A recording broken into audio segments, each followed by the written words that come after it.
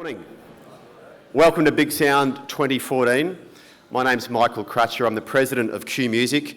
It's great to see you all here today to start what is another 3 days, I think, of great times and great memories and great insights. So welcome. I'd like to start by acknowledging the traditional owners of the land on which we meet today and respecting their elders past and present, and also acknowledging the great contribution that Indigenous music makes to this wonderful industry. So it's great to see you here for our 13th Bigsound. It's a Bigsound that is sold out, 1,130 delegates. Welcome to people who've come from a long way away, people who've come from Brisbane and interstate and also from overseas. It's great to see so many familiar faces here and great to see so many people looking fresh, ready for the next 3 days. Bigsound takes a lot of time to organise, and it doesn't happen without our partners, who I'd like to acknowledge. The Queensland Government, a great supporter of Bigsound, Virgin Australia, our good friends at Oztix, and our new partners, the Australia Council for the Arts, JBL, who we welcome, RDO, Levi's and Carlton Dry. Also very happy to welcome New York Times this year, who are a new partner of Bigsound. So it's great to have a lot of new partners on board, which just goes to show the popularity and the respect with which Bigsound's held. The next 2 nights, as you know, we'll have 140 acts in 14 venues for Bigsound Live, which our ticket sales are great. We'll see some fantastic acts over those 2 nights. And I'd like to thank our Valley venues, the 14 of them with whom we work very closely to ensure Bigsound Live goes very well. And of course, I'd like to acknowledge Nick O'Byrne, our executive programmer. As you know, Nick's first Bigsound, and if you probably acknowledge the next 3 days, a tribute to Nick and what Nick's been able to put together. So to Nick O'Byrne, who's backstage at the moment, thank you to Nick, and I can't wait to see what comes up, Neil Finn, the church, and many others over the next 3 days. I'd like to acknowledge the Q Music board members, fellow board members who do so much for this. Past President Julian Knowles, who's back here, great to see Julian. And Q Music staff, they are a dynamic team. They're a team of a small group, and the work that they do is quite remarkable, led by Denise Foley, who I know many of you know. I've had the fortune to see some people up close in my former job, and none of them can compete with what Denise does. She's a dynamo, and it gives me a bit of sadness to say that Denise will be leaving her role as Executive Officer with Q Music at the end of this year. Denise, we're very hopeful will be staying on in a different role with Q Music. It's a big decision by Denise. It's one that we acknowledge her 7 years of outstanding work. Denise's role will be advertised from next Monday as Executive Officer of Q Music, and it's a role that can be a really rewarding role in an industry which you guys know so well. So keep an eye out for that job advertisement next Monday. If anyone thinks that they'd like to talk about that role in the next few days, please see me, see Denise around. We'll be more than happy to talk about it. But Denise Foley will be extremely missed, and the next 3 days are a tribute again to her unbelievable work. Virgin Australia is a great partner of Bigsound and Q Music, as I mentioned, and Craig Spann, the Music Industry Liaison Officer. Many of you know Craig. He's a great friend of Q Music. He's going to be here to speak now. So I'd like to welcome Craig Spann.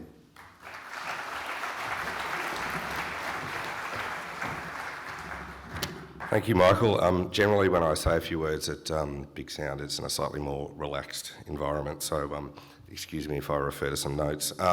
So greetings, everyone. On behalf of Virgin Australia, welcome to Bigsound 2014. I'd like to also acknowledge the incredible effort and commitment from Q Music, its board and its staff, that army of volunteers and Nick and everyone that put so much time and effort into this event. And I particularly want to acknowledge Denise's contribution. Her doggedness is impressive, and her bigger picture vision has been a driving force behind this event, but also numerous initiatives that have supported artists around the country.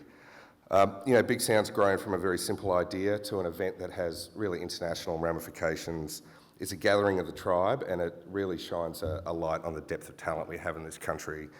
And Virgin has been very proud to be part of that growth over the last few years as a major partner.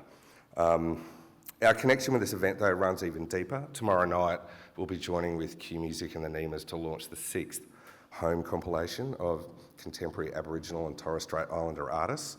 It's an incredible compilation, and we're very proud to support and recognise and highlight contemporary artists who are making music with its roots in an ancient tradition, and I encourage you all to be there. 3 years ago today, or maybe yesterday, Virgin Australia committed to becoming your airline of choice. Over the last 3 years, we've listened and listened and listened a lot. We've worked on how we go about our business every day, and tried to understand as best as we can your needs as an industry and meet those. Aside from the extra baggage and a little bit of support, we provide artists at the airport, at depth of our in-flight entertainment. The thing I keep coming back to is we get it, we get you. We understand that touring is not necessarily a simple thing, that it's complicated, and we hope that we've been able to make life easier for you, and we're committed. We're loyal and we're committed to continuing to do that. So thank you for your support. You know, I know many of you in this room, I know many of you have taken a punt on Virgin over the last 3 years, and I encourage you to keep working with us and keep talking to us. You know, in my job, I'm occasionally asked to explain the music industry to people that don't sort of work in it, and I'm often amazed at the old perceptions that still exist, you know, the cigar chomping manager and the artist rolling around in, you know, buckets of cash. And when I see the music industry, I see people that are committed to innovation, to thinking on the run, to lateral thinking, to being smart, finding new ways to operate in a difficult environment. And I can assure you that's something we in the airline sector can understand. We look forward to continuing to work with you, to finding new ways to make stuff happen. If you're here to do business or to learn this week, all the very best. If you're here to see just some fantastic music, I just couldn't think of a better place for you to be. Enjoy Bigsound. Thank you.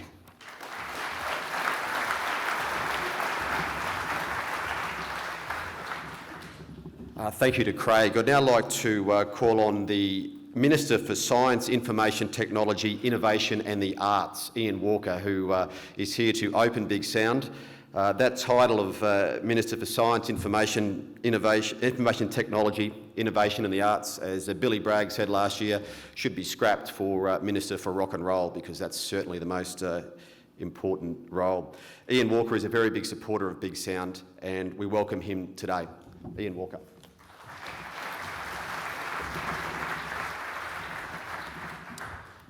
Thanks very much, Michael. If I can join in the acknowledgement of the traditional owners that was made earlier, acknowledge Neil Finn, our opening keynote speaker, Michael himself as President of Q Music, Nick O'Byrne, who's the Executive Programmer of Bigsound, and Craig Spann from Virgin Australia, who just spoke to us, and also to welcome you, representatives from the national and indeed the international music industry.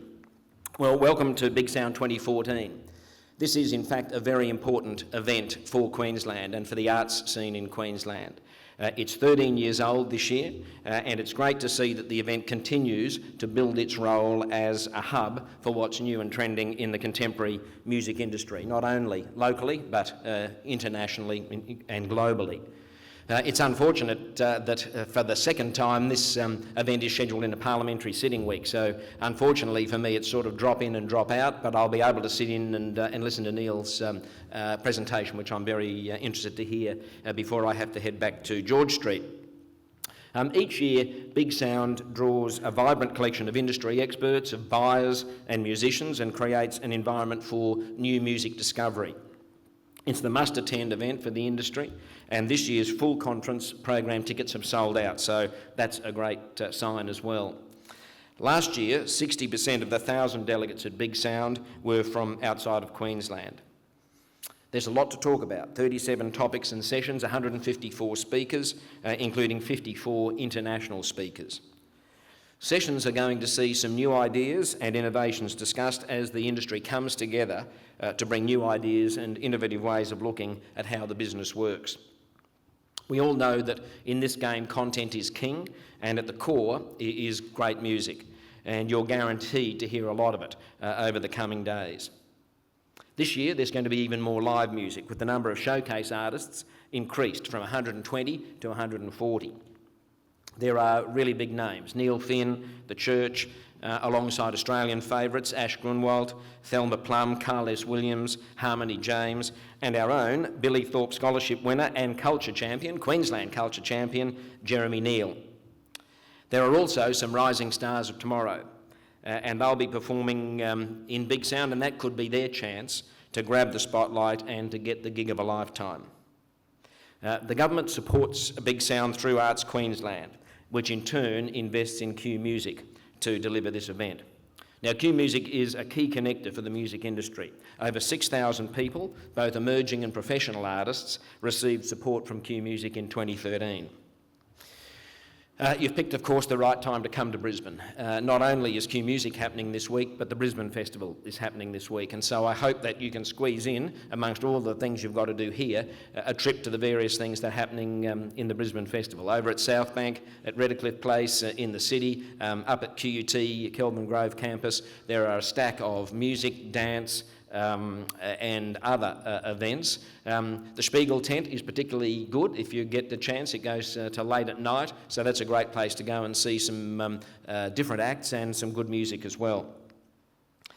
My role today is to officially open this signature event for contemporary music.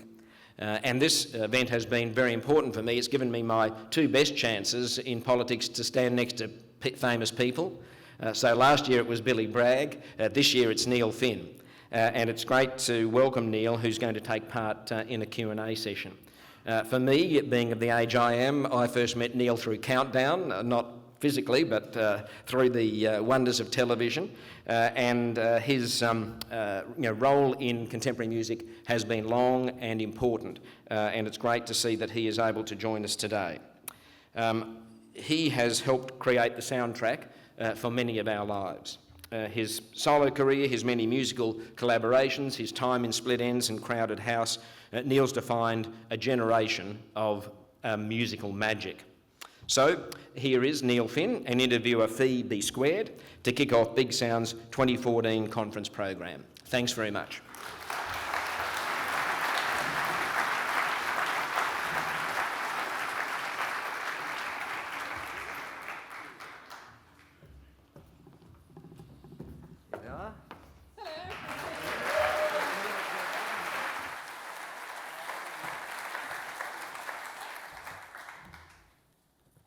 Hi. Good morning. How is everyone? Great call and response, people. Duly noted. Yeah, it's a tough audience. Yeah, tough we're room going already. to hand around the M&Ms quite soon, and they'll probably loosen you up a bit because they're all chockers full of LSD. So, especially the blue Yeah. ones.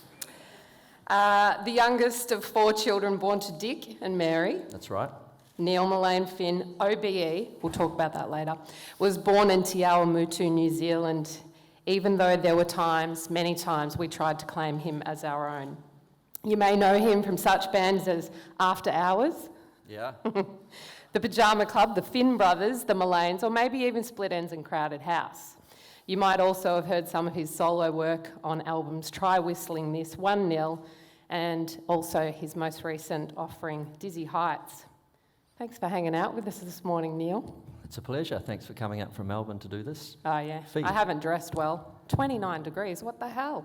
Oh, I don't know. Yeah, I know we're All like black. you. It's winter back home as well. Yeah, you and I are going to go and buy a pair of thongs when we finish. I've been Or in the pool. jandals. I've been in the pool this morning though, so it's nice. I'm making the most of Really? the Queensland vibe. Yeah. Wow. Coming around to yours after this. Now I'm going to start. I'd like to try and sort of, get a bit more of an idea about the man. Can you tell us a bit about what it was like growing up on the North Island of New Zealand? Because let's face it, when Mean to Me was released, a lot of us didn't know what a Te Awamutu was, let alone why it had a sacred ring. It was the birthplace of the first Maori king though, wasn't it? Yeah, there was a pivotal moment in the Maori Wars very close to New Zealand, which has actually just been commemorated. I think it was 150 years since Te Kingi, and there was a battle which lasted for quite a long time, and the British were held off a barricade. This was a history that we knew a little bit about when we grew up, but not nearly enough about, and now has emerged in the retelling of that time in a far more balanced way. So, yeah, we grew up in a stronghold of, it's Waikato King Country is a very staunch stronghold of Maori resistance to the British occupation. And, there's some amazing stories that will still be told from that area. But yeah, I guess I feel there was something in that Waikato environment that was underneath the surface the whole time we were growing up, not spoken about. But I think it is a kind of fertile environment, not just for musicians, as it turns out, but sportsmen. There's been more successful New Zealand sportsmen come from Waikato than any other. Really? Yeah, I don't know why. I think they're moving there now in the hope that the prions in the water will... Just hoping something will happen. Cyclists, rowers, horsemen and horsewomen, yeah. So was the population like small there? Was it sort of pretty rural? Yeah, the town I grew up in had 7,000 people, and it was just a classic small town. My dad was an accountant, a very good, decent and honest accountant, I would say, and we had a couple of schools. We went to the local Catholic school, St. Pat's Catholic school, and had a very, I would say, pretty idyllic childhood, really, and getting this kind of strange romantic filter on the rest of the world as one radio station in Hamilton, I think it was called 1YA, and a mix of music from England and America, but no real depth of knowledge about anything that was going on in the Northern Hemisphere. Just this sort of strange filter of Coronation Street and Wicker's World, What did you do for kicks? I cycled to Mount Pirongia, of course, with my mates. We'd go on for a 7-mile cycle and then, have a couple of bottles of fizzy drink and a chocolate bar and then cycle back. Yeah. Just like this morning. It was pretty good stuff. Yeah. And, but also later on I sort of, when my brother, I suppose, went on to form, I was 13, 14 when Tim formed Split Enz. He was at university, at art school, and there was a profound change in the world anyway, because New Zealand kind of got the 60s about 5 years later than the rest of the world. Well, in terms of the counterculture, certainly we were aware of, obviously the Beatles swept through everybody's consciousness and we knew the world was changing, but in terms of real change, New Zealand saw it in the early 70s, I think. I was inheriting all of my information from Tim, who was 6 years older than me, and he was out at university growing his hair, hanging out with art students who had the strangest style and image and outlook of any people I'd ever met. And I'm at 14 trying to absorb this and take it back to Te Awamutu College and make some sense of it, and starting to wear what I would refer to as wacky clothes to parties and nearly getting beaten up, and for it. But I was aware that they were onto something, and they were kind of freaks, really, in those days at university. So, how did you? Because you grew up, your mother Mary was a devout Catholic. She was, yeah. She was a really good old-fashioned devout Irish Catholic. Not an austere, luckily not for me, not an austere Catholicism, not one that didn't allow for some joy and some laughter. And I hear she liked to party. She loved to party, yeah. Loved to sing song, didn't want to go home. My dad was always the one trying to drag her home, and she was always really resistant. I love Mary. In fact, I sleptwalked once as a direct result of them having, one of the few arguments I remember them having is because Mum had been dragged home early from a party, and I heard them having words in the other room, and I was sleeping for some reason in the lounge. We probably had spillover guests or something. And I remember feeling quite anxious about it, and I went to sleep, and I was sleptwalked for a block and a half to my auntie's house and woke up in my shorty pyjamas knocking on her door. And my mother by then was out combing the streets in an absolute, frenzy of panic. But yeah, but no, parties were big time. Every weekend, really, there was a party on. They would usually include dancing, a bit of gin, a bit of whiskey, and there was a guy called Colin O'Brien who knew all the songs on the piano, and he was fed a constant diet of cigarettes and alcohol to keep playing all the hits. Good times. Unfortunately, died a premature death as a result, really. I take that back. But he was a grand gentleman. He supplied more joy to people than most people do. So, but that was what we grew up with, and we were hauled out to perform for our parents' friends. From a very early age. I had an Uncle George whose favourite song was Shake Hands with a Millionaire. That was his party piece. And everyone had a party piece. We'd always sing the same song. It didn't matter. Every week you'd sing the same song. People still delight, they wanted you to do it. My auntie sang Stormy Weather. My uncle was Shake Hands with a Millionaire. The Durning brothers were both priests. they sang, actually they sang Two Little Boys, which now has a slightly... In hindsight, not. Just breathe it out. Any Catholics here today? It's all right. But yeah, the irony of that only just occurred to me right this minute, so I didn't plan that joke. No.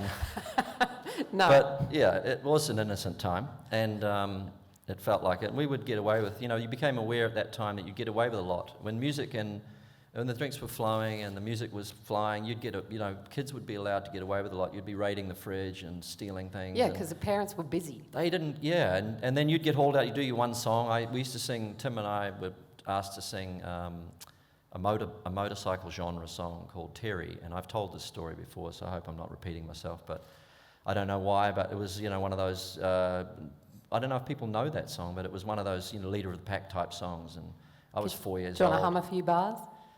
He said to me, you are the one who I want to be with. Do you know that song? Anyone? No? Does anyone care? He rode into the night, accelerated his motorbike. I cried to him in fright, don't do it, don't do it.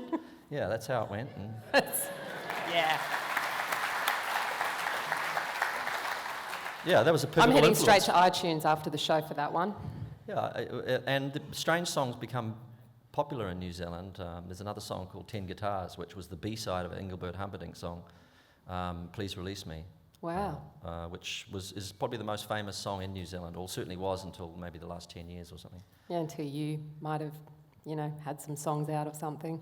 Well, I or don't that know. guy Dave Dobbin and his Slice of Heaven. Yeah. Well, these probably do resonate as influences as much as people mention Beatles and the obvious things that were massively important to me. I think some of those songs that you hear when you're a child resonate for your whole life. Are you reading my notes? Is there a particular song from early on that you remember really latching onto? Well, we're going around back in the back door now on that question, but yeah. Well, I think that song I would remember. Jamaican Farewell, my brother and I, we used to harmonise that one too, which was a Harry Belafonte song. All of these things carry with them huge amount of nostalgia, and like smells that you remember from your childhood. Songs have that same weight. So, there was lots of them, and I keep hearing. I know every now and then. There was a song called Jessamine, and the Turtles, Happy Together. There was for some reason, just really struck a chord with me. That Turtles song. The first songs you have on your record player. We had a record player. The first album we ever had was Beatles for Sale, so every one of those songs has a key to unlocking some gorgeous old memory. And we had Pat Boone, Love Letters in the Sand. We had Get Off My Cloud by the Rolling Stones, Love Me Do, Single. Those are the ones that I remember anyway, and they were on high rotation. Your mum kind of encouraged you to listen to a lot of different stuff, didn't she? Yeah, actually, Mum was really musical, but she didn't really have a lot of time for music or talking about it. And she played piano. One of the reasons my dad liked her in the first case, because she knew how to play some of the hits of the day, except she would reduce them all to one chord and one feel. So stick with what you're good at. Yeah, and so when I Got You was a hit, I came home once and Mum said, I've learned how to play your song, and so she went into the piano and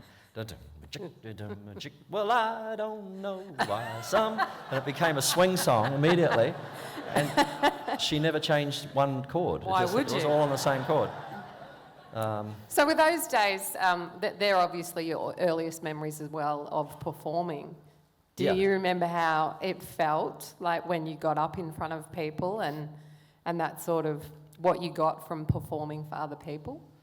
Well, I very much do remember the feeling, because in a way it's a similar slight dread I don't get that feeling that intensely now. I would credit those experiences for really dealing with stage fright quite early on. But yeah, you'd be like, oh no, Mum, oh God, okay, Tim, let's go. And we'd practice in the hallway and figure something out, and then go and play. And then afterwards, everyone would be delighted, and you'd realise that it was a good moment and felt pretty good. And but yeah, there was some element of reserve and apprehension even as a kid, really, I think. But I really think it's valuable. I think when families do have some kind of routine of performing for each other or for friends or whatever, it's a really important and wonderful thing to grow up with. I know it doesn't always happen, but because it gets you into the idea that music is like an alchemy in a room. It actually loosens people up. It allows good conversation to happen, good laughter to happen, good people to walk away with having good ideas, feeling inspired, all that stuff. It can be really unifying.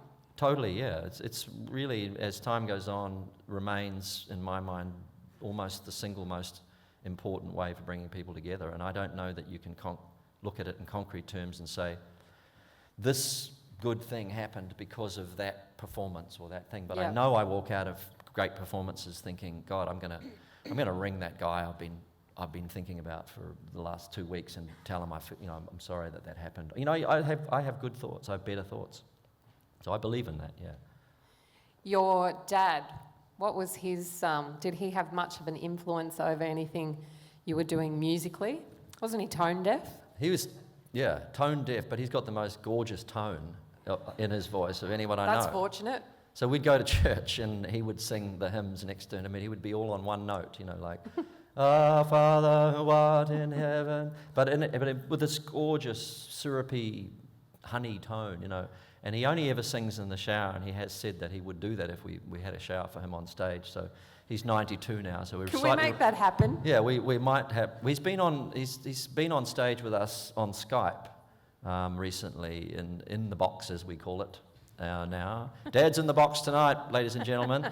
We bring him out on the piano, and he's had a few words to say to people, and that's the closest we've come. We won't really encourage him to take the computer into the shower for that. It's not a good idea. You never know. I also hear that he used to rate your songs. He did, yeah. He had a rating sort of service that he would provide when we had a new record. We'd send it home. We were quite nervous about it, as much as any of the reviews coming out. Dad's ratings were quite...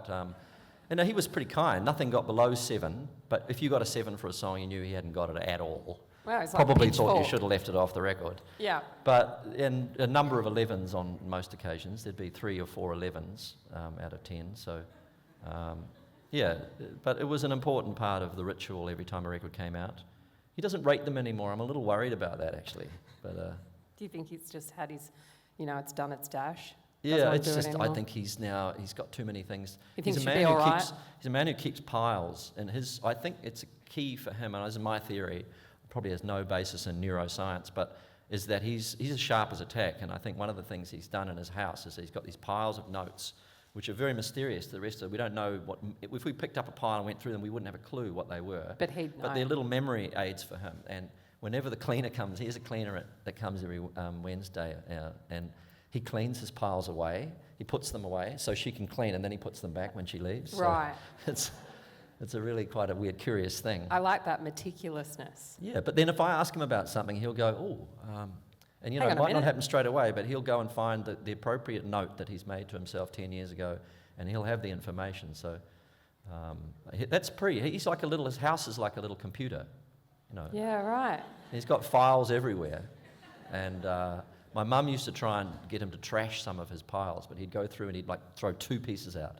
Just to And the pile would only go down that soothe much. her, yeah. Yeah, just to soothe her. And but the other thing that just before we go, I think what Dad did have is he's got a huge love of music and love of dancing, and he wasn't musical himself. I think maybe there was a very severe German piano teacher that used to rap him over the knuckles with a ruler the 2 times he went to piano, and he'd put him off for life.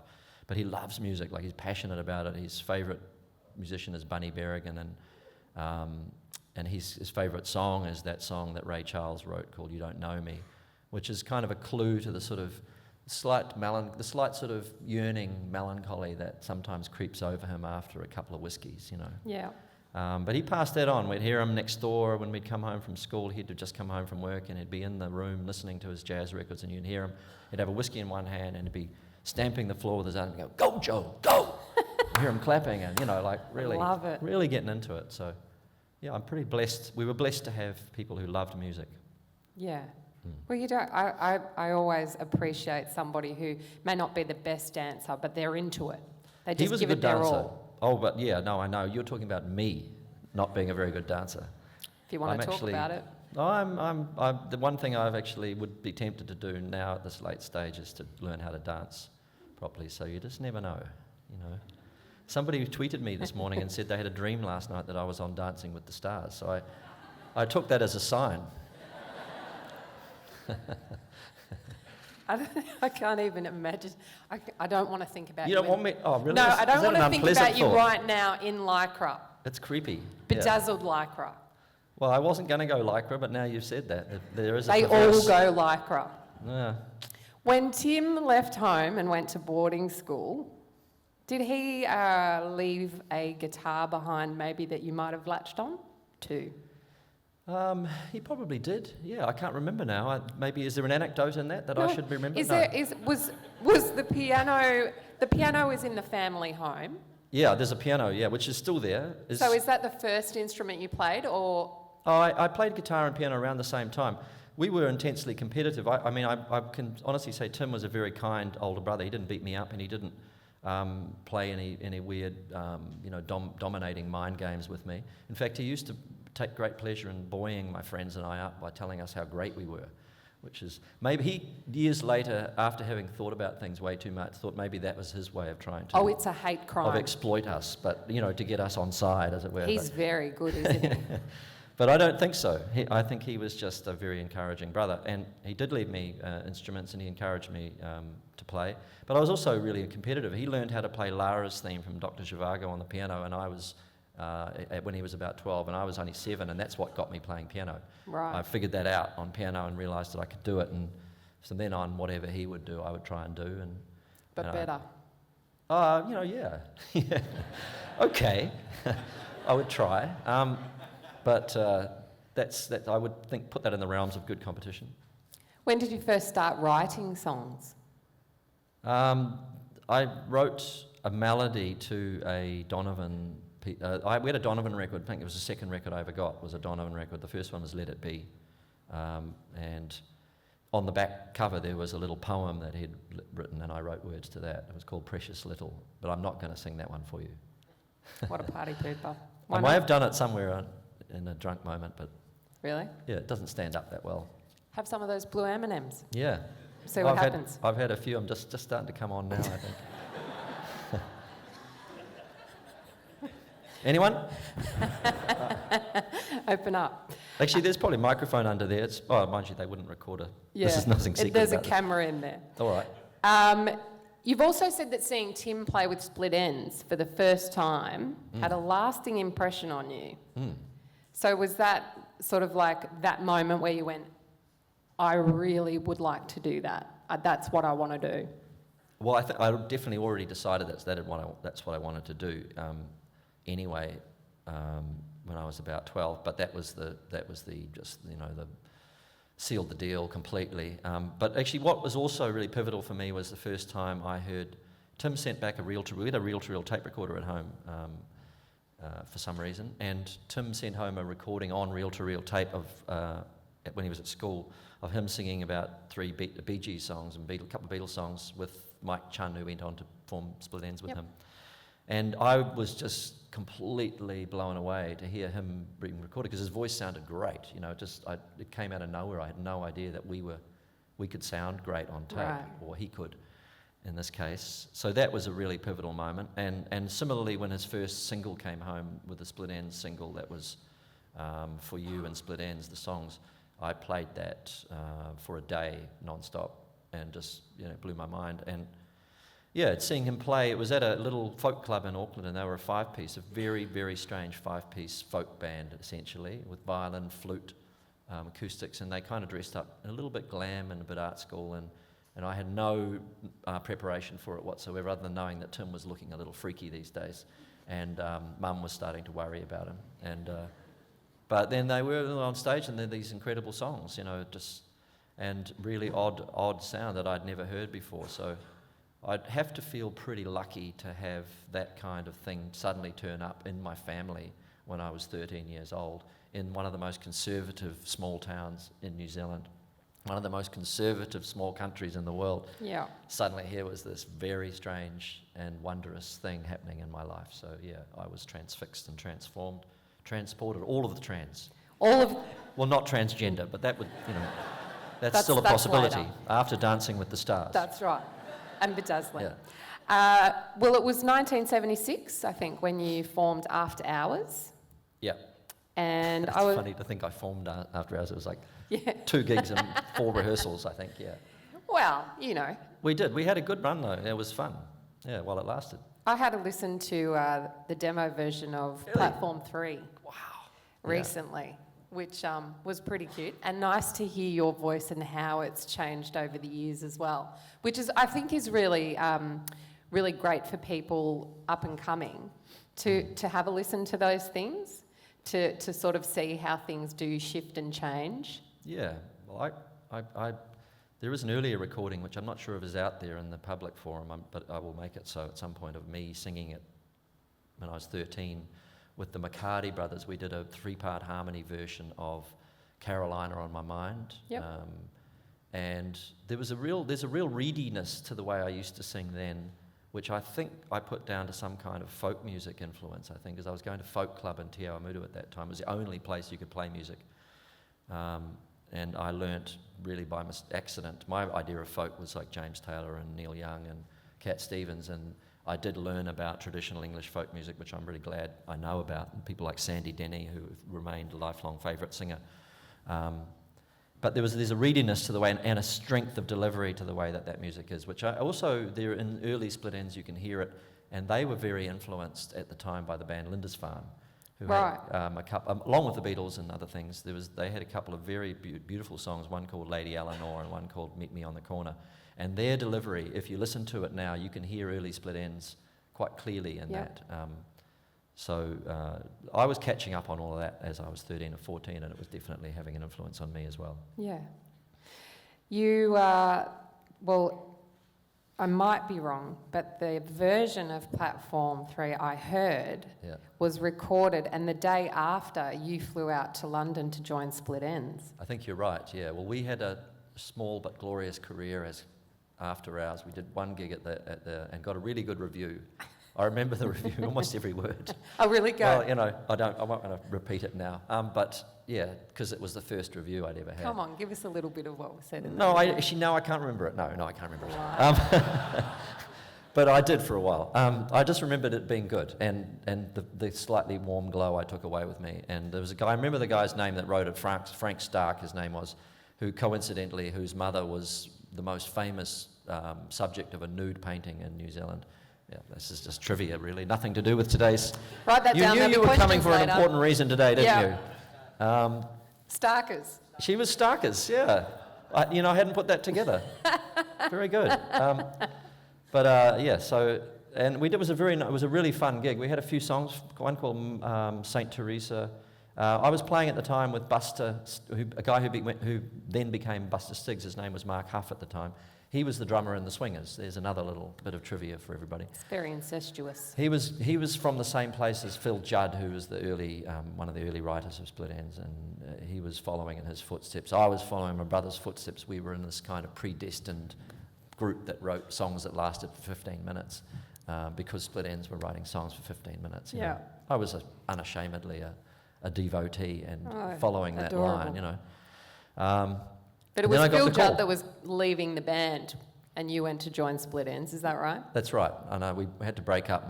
We recorded those demos, and Platform 3 was a strange song about a guy who falls in love with a train conductor, and goes and hangs out at the railway station every day and just looks at her. So yeah, I don't know why. I've never written songs like that since. I so was don't know. listening to it thinking, I wonder who he was writing about. Yeah, it was just a mythical creature. Right. I was quite shy as a teenager. I remember wasn't really hanging, waiting for trains and seeing some, hot young thing across the, yeah, just well, whiling the time away. Well, that's called empathy. That's what you try and do with a song. You try and find a thread that other people can relate to. So I'm glad it worked, Worked for me. even after the fact. Yes. Yeah. I joined Split Enz, and that was a complete dream for me. I had watched that band come up. I'd followed slavishly everything that they did. I've sat there in the room when they wrote the song "Time for a Change," and so it was pretty peak experience. So, I'm very grateful for that. Was it, like, I can't imagine going to join my sibling. That's a whole other story, we won't get into that. But I am really interested in how that dynamic was, because you were coming from a band, even though, After Hours was quite short-lived. You were coming from having your band and moving into a band that was already established. How was the dynamic? Was it weird? And your brother was in there, so how did that sort of... Was he protective of you, or was he sort of bossy, or...? No, he was, but they knew they were taking a risk to some degree. I was very green, and I was being hired to play electric guitar. I'd never played electric guitar before, so nepotism is definitely the word that springs to mind. Really strong.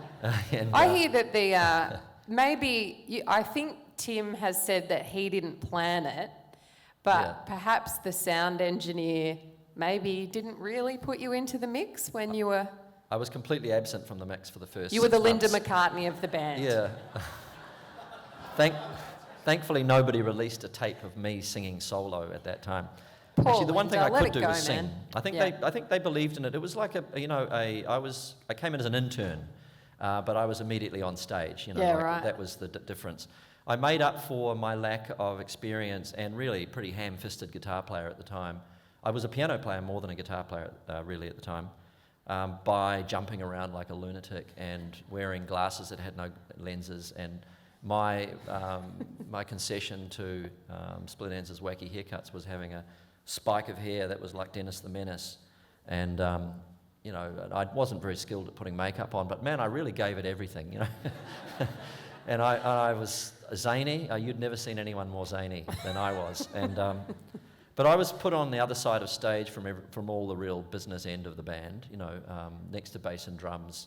Eddie was on the other side, and Eddie Rayner, as anyone who knows, familiar with the sound of Split Enz, was a very huge part of the sound of that early band, and also as it went on too, a very genuinely extraordinary keyboard player.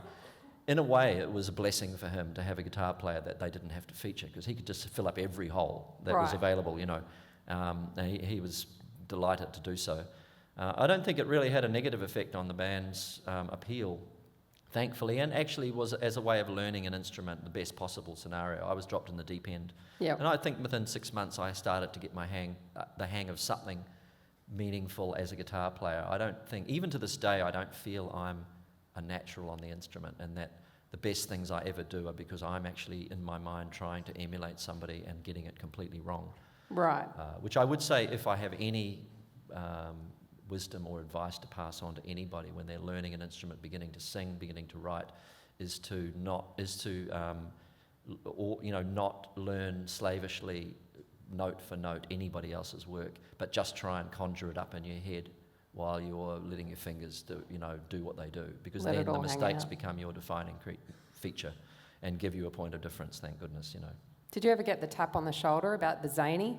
Did somebody go, hey, tone it down a little bit there, Neil? They were very patient. Noel Crombie was the kind of the figure in the band who was the, keeping everyone level by a withering comment, and he used to delight in giving me assholes, basically. Right. In a very droll and dry manner. I was also the one who had to fetch the sandwiches, being the youngest. It was useful for them, they could.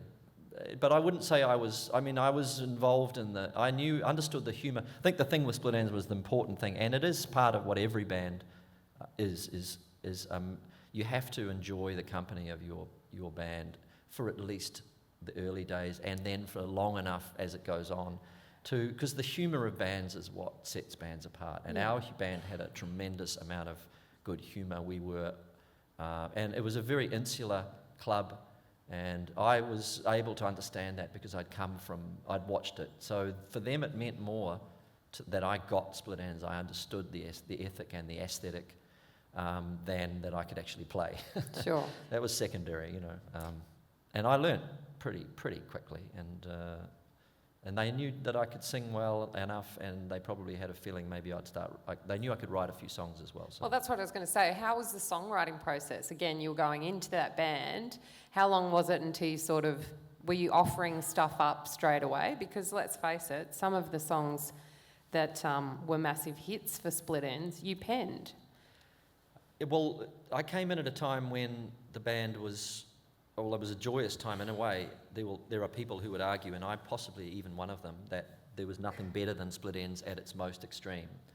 Before I joined, and maybe even just after I joined, the band was in a creative and extreme peak, I think. Performance-wise, ambition for the way songs could be.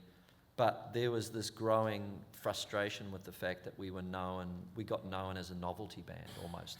Yeah. In the cut and thrust of when punk was unfolding in England, and we arrived right in the middle of that whole thing, and initially embraced by a lot of people who went on to become key figures in punk. You know, Susie Sue came to see the band before. She'd sit on the front of stage. Around the time I was joining, people like that were interested in Split Enz because it was extreme. You know, it was definitely different.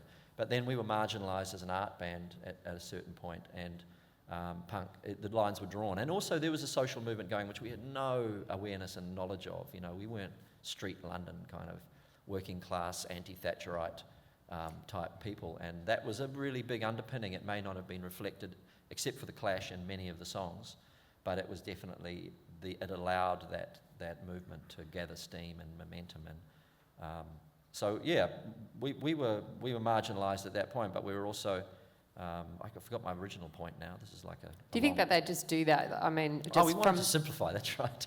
Like the answer to this question. We didn't want to be known as an art rock strange experiment, because people weren't noticing the songs. They were too long, too involved. There was I remember Tim bringing the song Icy Red to practice. We were under the London Bridge and still kind of flirting with 13-minute songs. In fact, we wrote a 13-minute song. We performed it once in Hamilton. I wore yellow shorts on that night. I never wore them again. We never performed that song again. So that was the end of the death of that period. We rehearsed Icy Red first as a slow ballad, and then Tim just said, no, I want to play it fast. Come on, as fast as you can. And it wasn't fast enough for him for about 20 minutes. We kept playing it faster and faster, and it finally got to the point where we could barely hold out. I couldn't hold my pick, it kept flying out of my hand. And then he was satisfied, and he said, yeah, that's what I'm talking about. Right. You know, and as it turned out, that was a pivotal song for us. It put us in touch with the excitement of being that kind of band, because it is exciting to play that kind of music. And it gave us another life back in Australia where it became a kind of a hit, strangely enough. Well, it was 1980 when I Got You was released, and let's face it, it kind of went bananas. So that would have been a whole, and a very different song to Icy Red. Yeah. What was that like at the time, during the Countdown generation? Well, it was wild and fun and really, you know, all good really, except for what success leaves in its wake is not always good. Just fainting girls. Well, there's that as well. There were a few... and boys. There were a few Friday night chasing through Myers and up escalators and down escalators that I do remember, which for about 5 minutes was fun and then became a little distressing. Yeah. When you really just wanted to go and do your shopping, you know. But it was fun. It was completely overnight for me.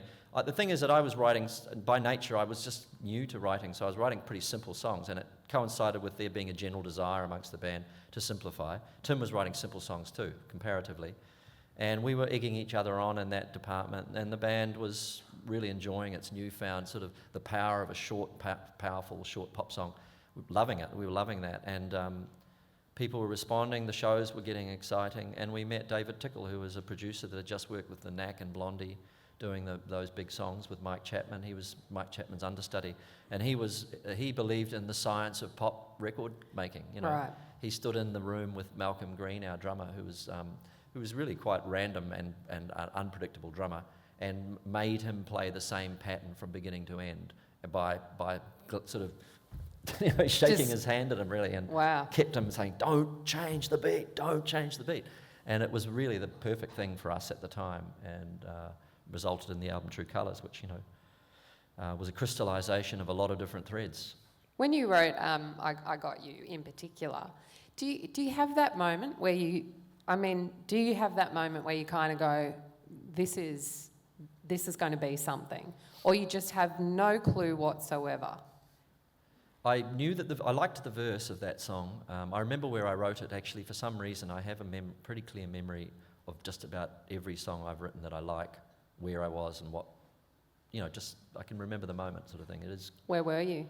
I was in the top floor flat of a apartment we had in Rose Bay in Sydney. Tim was in the other room writing Nobody Takes Me Seriously, and I wrote I Got You. I think we did it on the same day, so that was a pretty good day for you. I think he competitive gave me boy. I think he gave. We were giving each other titles, but I can't claim credit for Nobody Takes Me Seriously, and I don't know that he gave me I Got You. But we were throwing things at each other, and that was.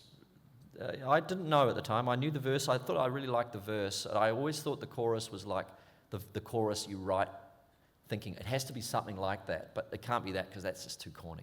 Yeah, right. Like I really actually thought it was too. That's because it was so hooky. I probably thought, oh, you can't do that. That's like Oh, you can. yeah. And it was only when we played it at rehearsal, it was pretty clear. The band took a hold of it, and that's another wonderful thing about a band, and is that you get a chance to hear what your music sounds like before it's really ready in some ways, because a band will take it and you'll have a little glimpse for a minute where the band actually plays it first time through accidentally really well before you learn it, and it gets worse for about the next 3 days. And you go back to the original plan. Yeah, you get a glimpse of it, so you believe in it, and then you go off and you finish it, and you do what needs to be done, and you feel that it's worth whatever it takes, at that point. So, bands are pretty cool in that regard. But I knew when we played it at rehearsal it was a good song, and it was only when I heard it on the radio that I knew it was going to be a hit. I really did, for the first time, hear the radio, and I was at my wife's father's house in Auckland, and it came on the radio, and I was kind of like, oh, hey, it's a hit, I can tell. And I really couldn't have told up till that point. Well, for a girl in Year 7 in a very rural school in the outskirts of Melbourne, I remember, seeing it, and so a lot of what was being listened to was some fairly heavy Led Zeppelin type stuff, a lot of bong smoking. Yeah. Not by me. And when I Got You came on Countdown, I was kind of like, I think it was my first moment of knowing I was going to like things that were a little more left of centre, a little bit more off kilter. And I might have had a crush on the lead singer as well. Which was confusing to me at the time as well, because you're a man wearing makeup but that's about me. Again, let's not talk about that. Did you learn stuff from hanging with Split Enz, from being a part of that band that you still carry with you today? Well, without doubt, I think bands are a crucial time in anybody's life. Anyone that's been in a band for more than 5 years or so, and actually even if they haven't been successful, probably, but if you get successful as well, and those relationships endure for your whole life. Well, they did for us, and they still do for us. They resonate, and not always in a positive way. There's a lot of differing views about what made the band tick. So there's ego things that occur. People not given enough credit, people given too much credit, strange political things, sensitivities that exist that never go away in some strange way. So the marriage analogy is used a lot, but I would say it's a pretty fair one in this case. A complex relationship. But yeah, I learned and from all of those guys in Split Enz an incredible amount about the way that music is. It didn't answer questions in any scientific way, but laying the bed or the groundwork for great things to happen is a matter of people treating it with devotion and care and reverence, and putting time in, being prepared to work on something a lot longer than it seemed it needed it, because there's a kernel of a good idea in there. And sometimes when the penny drops after hours of work, and I learnt this in Split Enz, and that you get to change one thing, and one random event happens, and suddenly everybody's on writing that. They're writing something, and it can't be controlled, and it's like something comes over you, a transformational thing.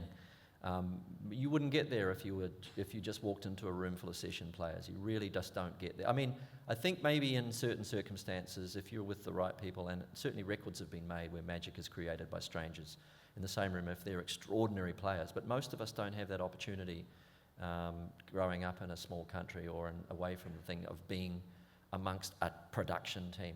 Walking into the Motown studio, for instance. If Yeah, you were right. a great singer and you walked into the Motown studio, there's a pretty good chance you're going to come out with a bit of magic, because Yeah. those people have gathered those people together.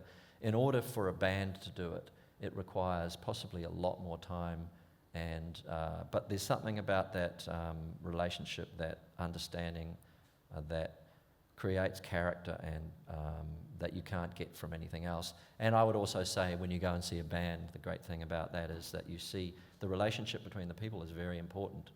You see some kind of chemistry that is part of the appeal. You know, it's not like watching. You can enjoy watching a solo artist, and people do. They go out in their thousands, but I think when everyone on stage feels like he'll have an opinion. That guy's got, he probably doesn't like the way that drummer did that because he's just glared at him. Yeah. All that stuff. I love that. I part. love that stuff Yeah, when you're it's- watching bands, where you're just Yeah. like, I think, it's going to be tense in the boudoir tonight.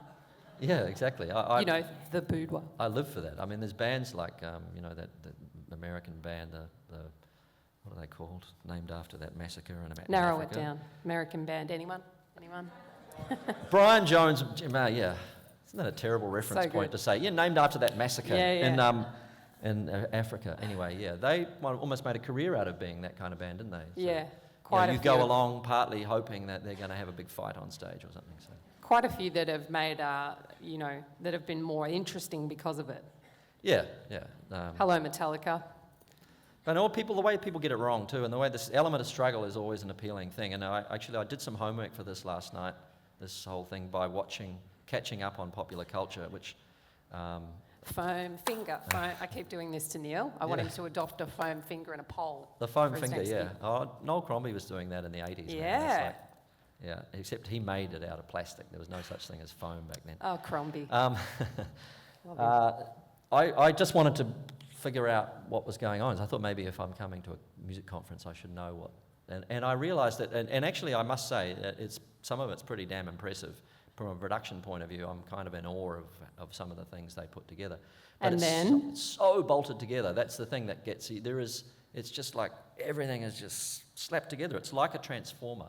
It's like those movies Bumblebee. now where special effects morphs effortlessly into real action and all that, and it has a heightened state of just in your face. There's not one crack. And you're just talking about Nicki Minaj right now, aren't you? Yeah, I'm thinking about incorporating an anaconda in my next video too. Good And, times. You heard it here first. the lycra, the dancing, it's all starting to add up to something. But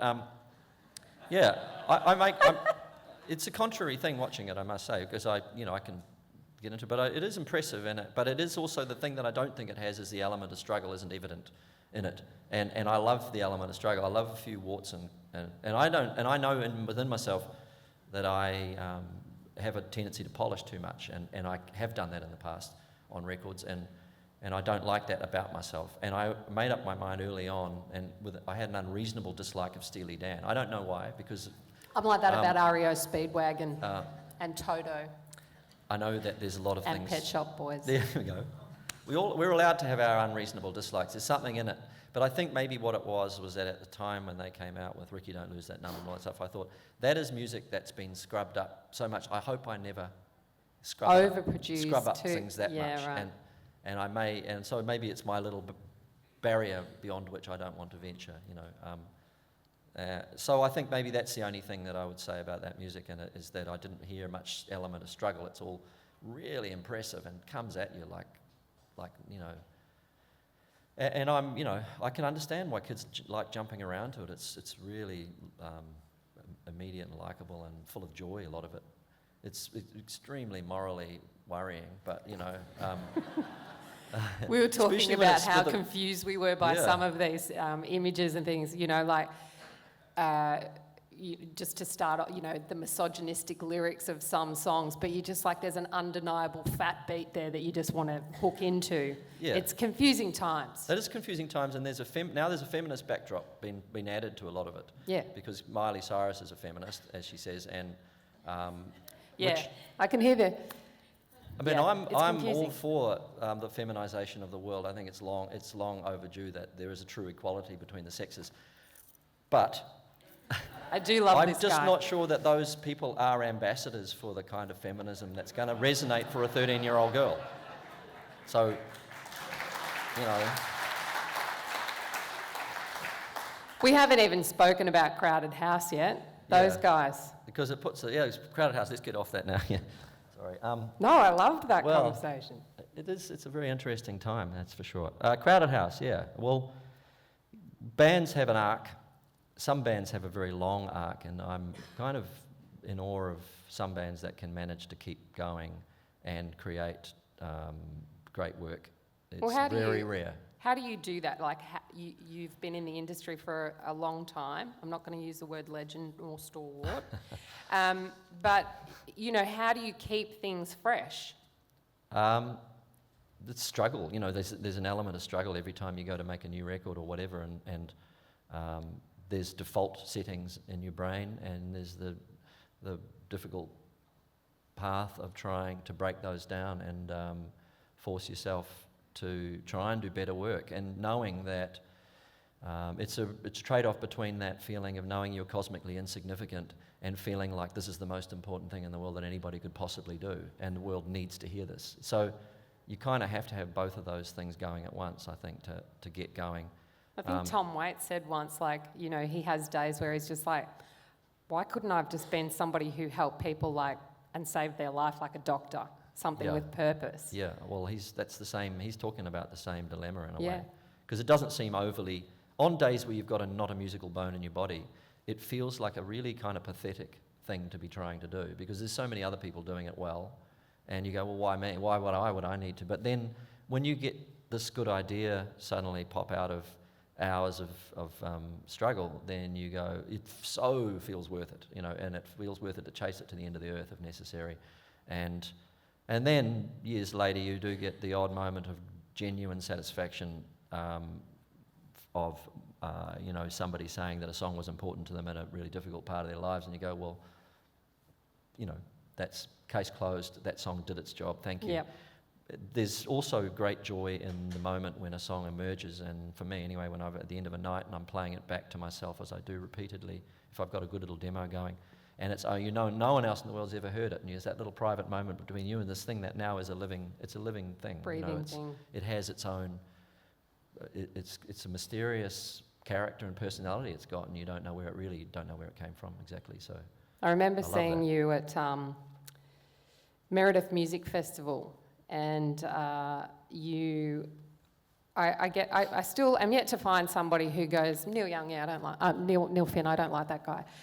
Everybody has a soft spot for Neil, but there was that moment where I was like, Neil at Meredith, and it was like, yeah, you just wait for this, it's going to be awesome. And it was probably 1,000 times more awesome than I could have even imagined. But when you hear people sing The Finger of Blame is turned up on itself, and I'm more than willing to offer myself, all of these kids and various ages, all singing in unison, just planets aligning moment, years after that track was released, and a whole new generation listening and feeling something, let alone when Don't Dream It's Over happened, that must be an incredibly amazing feeling to you. That must be a time where you kind of go, yep, this is it, I want to keep doing this. It may not ever happen that it's that particular type of thing, but that you continue to strive for that moment. That was a very memorable evening. There was something it was the magic hour, and I had a few really memorable occasions where it all seems to come together like that. And yeah, I mean, look, it's a joyous, transcendent thing, and I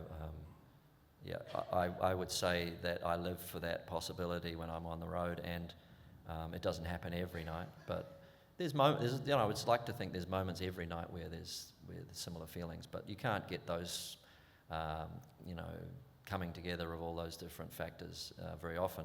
I'm looking at it, watching people who are 19 years old singing songs back to me they weren't alive to hear for the first time. It's deeply mysterious, and I would say humbling, except that's an overused word these days. I never quite understood when people get awards and they go, I'm so humble. I feel so humbled. It doesn't make sense to me, that particular Just thing. be humble. No, but it is kind of, you just take it and you go, feel very blessed, absolutely, yeah.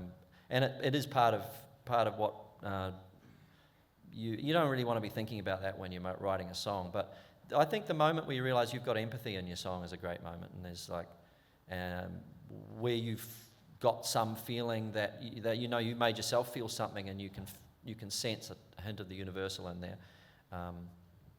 I've been aware of that a few times, and sometimes it takes a lot to get to that point, and it only happens maybe when it's actually delivered or played by a band or something. But I don't want to ask about your favourite song of your own, but do you have a song from somebody from any time or genre that moves you in that way that you're like, I hope that my music moves people just like I'm feeling now?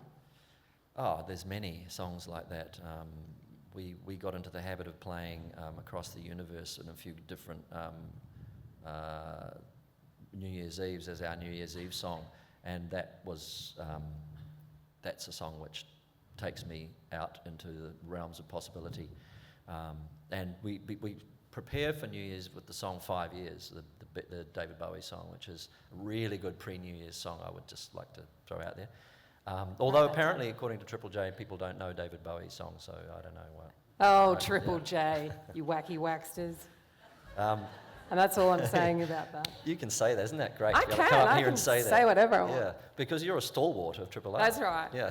Neil and I have had a conversation about, and I know that especially when you got your OBE, which is Order of Most Excellent, it sounds like bloody I think you're adding a Beavis and few Butthead things in kind there, of but yeah. award, but that when you're called a legend, it's sort of like everybody's telling you, well, it's You don't need to do any you more don't now. need to wrap it up, mate. No, you can just put you out in the good paddock now. We're quite satisfied with you now. Yeah, And stalwart is yeah. just a word that nobody.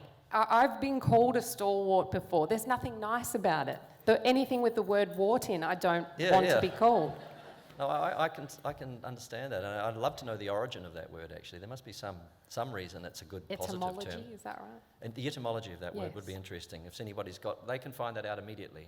Except they've all turned off their phones, so They're very we'll studious. have to wait till after. I've got so much to ask you. Are we running out of time? Yeah, it's like flashing at us in a Overtime. really red, nasty Please finish way. now. Is that an hour? Is that an hour?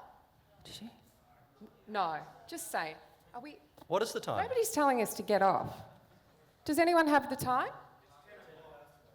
It's It's not. wow, we just ripped a hole in the time continuum or the space-time continuum. Well, those pre-bloody things, speeches must have gone over time the too. blue M&Ms. Yeah. Yeah. Owl's teeth. So we're Jeez. done, are we? Okay. I do want to ask you about your most recent album, Dizzy Heights, because I know that we've Yep. been talking about a lot of, what's brought you to this moment. So Dizzy Heights, you got to make an album. It's like the Finn family album. You've got your lovely wife Sharon on there, your sons Liam and Elroy. Is this something that you've kind of wanted to do for a long time? Well, it was just something that the opportunity. I would love to make music with my family all the time. Okay, that would be something that would make me very happy. But I recognise that it's not necessarily a healthy or good thing. What about the two boys? Like, would that be like, oh yeah, whatever, Dad? Is it like that, or are they just Not like? really. No, it's not really. Although they've got their own things, they don't want to probably see that as an end in it, as the only thing. They would like. Yeah. But they love playing with me, and I love playing with them, and we play really well together. One of the reasons that I thought it was a good idea is because I thought we'd be the hottest band on the planet. I couldn't think of anybody else that would be better to play with. So, but it does happen to be quite an amazing thing. It's not without its sensitivities and prickly moments where you've got family all of a sudden to deal with when you're trying to tell somebody that you don't like what they're playing in the second verse. You know? You get that look that only a family member can give you.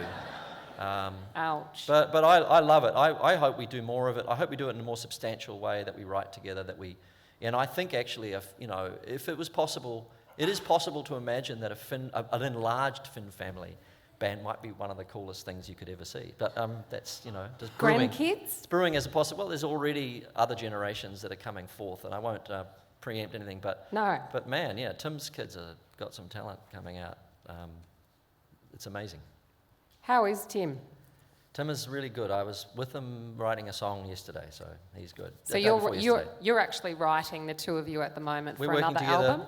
We're working together. I wouldn't call it an album. I think it's a bigger, broader concept than that at the moment. I don't really know what's coming next. People have been asking me. I don't know. I'm just writing songs, and I'm going to see where it all ends up. So. But this is one of the reasons why I love you, is because you're not sitting on your ass, you're not waiting for the next Reformation gig, you're not, I mean, that's all very nice, and it's nice to look back on the past and appreciate it, but you're also continually moving into other areas. Pajama Club, the kids move out and you just go, oh, I know, my wife and I will form a band. It's jam.